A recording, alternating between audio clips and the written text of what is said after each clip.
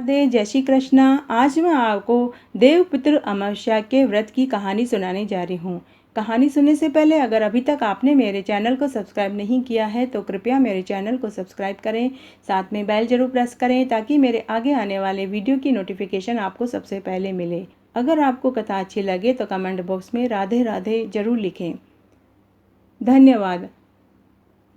अमावस्या के दिन पितरों के नियमित भोग बनाया जाना चाहिए और उनको भोग लगाया जाना चाहिए, जिससे उनकी आत्मा तृप्त होती है और उनका आशीर्वाद घर परिवार पर बना रहता है।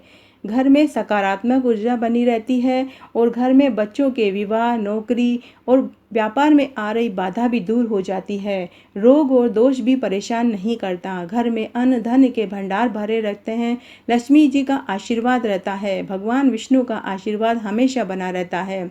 और पितृ अमावस्या के दिन खीर, पूड़ी व मावे की बर्फी का भोग लगाना चाहिए। हो सके तो एक ब्राह्मण जोड़ा जोड़ी को खाना खिलाकर दक्षिणा देनी चाहिए और पांव छूकर आशीर्वाद लेना चाहिए। इससे व्रत का पूरा फल मिलता है।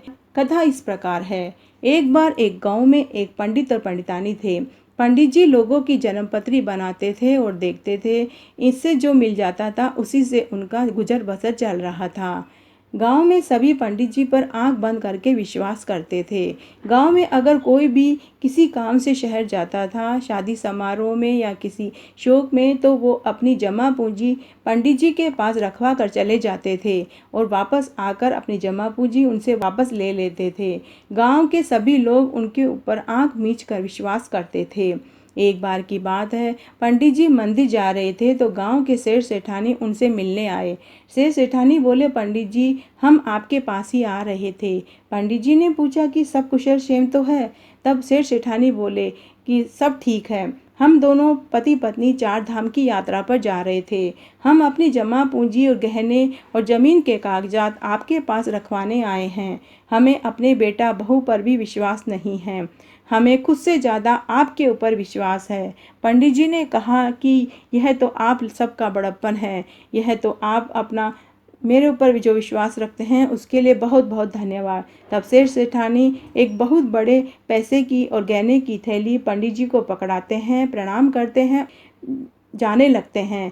तब पंडित जी कहते हैं कि आपकी यात्रा मंगलमय हो और पोटली लेकर वापस घर की ओर आ जाते हैं। उनकी बातों को 2 ठग सुन रहे थे। उन दोनों ने एक योजना बनाई कि हम पंडित जी के पास पैसे और गहने हम भी रखवाते हैं और उनको ठगते हैं। तब दोनों ठग पोटली में कागज और कंकड़ पत्थर लेकर पंडित जी के घर गए और बोलते हैं, पंडित जी राम राम। पंडित जी कहते हैं, खुश रहो, जीते रहो मेरे बच्चों। तब पंडितानी बोली कि ये दोनों कौन हैं? इन्हें कभी गांव में नहीं देखा। तब पंडित जी बोले, अरे कोई भी हो, हमारे बच्चे ही हैं। तब दोनों ठग बोले, पंडित जी, हमें आपकी ईमानदारी की बहुत कथाएं सुन रखी है। आप लोगों के सामान की हिफाजत करते हैं, इसलिए हम दोनों दोस्त भी हमारा कुछ सामान आपके पास सुरक्षित रखवाने आए हैं। हमारे कुछ रुपए और गहने हैं। हम दोनों दोस्त एक रिश्तेदार के यहाँ गमी में बैठने जा रहे हैं। हम 2 दिन बाद आकर हमारी यह पोटली आपसे ले लेंगे। पंडित जी ने कहा, ठीक है मेरे बच्चों, लेकिन 2 दिन बाद आकर जरूर पोटली ले लेना। तब पंडित जी ने पंडितानी को कहा, भाग्यवान, ये पोटली तिजोरी में रख दो। तब पंडितानी ने तिजोरी में पोटली रख दी और दोनों ठग भरी तिजोरी को देखकर योजना बनाते हैं। उन दोनों ठगों के जाने के बाद पंडितानी पंडित जी से बोली, पंडित जी, मुझे ये दोनों लड़के ठीक नहीं लग रहे। आप ये काम छोड़ क्यों नहीं देते? किसी दिन उल्टा पड़ गया तो लेने के देने पड़ जाएंगे, इज्जत जाएगी जो अलग। लेकिन पंडित जी मुस्कुराकर रह जाते हैं और कहते हैं, भगवान, हमें खुद पर भरोसा होना चाहिए। जब हमारी नीयत साफ है तो सब ठीक है। फिर हमारे ऊपर तो हमारे पूर्वजों का आशीर्वाद है। 2 दिन बाद पितृ अमावस्या आने वाली थी। उस दिन पंडित और पंडितानी व्रत रखा था। खीर, पूड़ी और मावे की बर्फी का भोग बनाकर पितरों को तर्पण किया।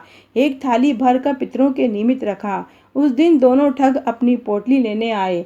पंडित जी ने उनकी पोटली उनको पकड़वाई और उन्होंने पोटली पंडित जी के सामने खोलकर ही देखी और चिल्लाए, हमारे पैसे और गहने कहाँ हैं? पोटली में तो कागज और कंकड़ पत्थर रखे हैं। पंडित और पंडितानी दोनों हैरान रह गए।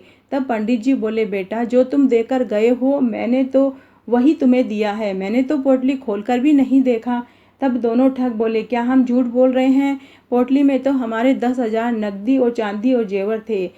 तब पंडितानी बोली, मैंने तो पहले ही आपसे कहा था कि ये दोनों लड़के मुझे ठीक नहीं लग रहे हैं। तब पंडित जी बोले, बेटा ये तो ऊपर वाला ही जानता है कि इस पोटली में क्या था, लेकिन मैं तुम्हें सिर्फ 5,000 रुपये दे सकता हूँ, क्योंकि मेरे पास सिर्फ इतने ही हैं। तब दोनों ठग 5,000 रुपये लेकर खुशी खुशी चले गए। तब पंडितानी बहुत दुखी हो जाती है। तब पंडित जी पंडितानी को समझाते हैं, भगवान मुझे भी मालूम है कि वे दोनों लड़के झूठ बोल रहे हैं, लेकिन तुम चिंता मत करो, इसका फल इन्हें अवश्य मिलेगा। मुझे अपने पितरों पर पूरा विश्वास है। उस दिन पंडितानी बहुत दुखी थी। उस दिन पितृ अमावस्या थी। रात्रि में उनके पितर आए और उन दोनों ठगों को मजा चखाना चाहते थे। तभी आधी रात्रि को दोनों ठग पंडित के घर तिजोरी लूटने आ पहुंचते हैं। पंडित और पंडितानी दोनों गहरी नींद में सोए हुए थे।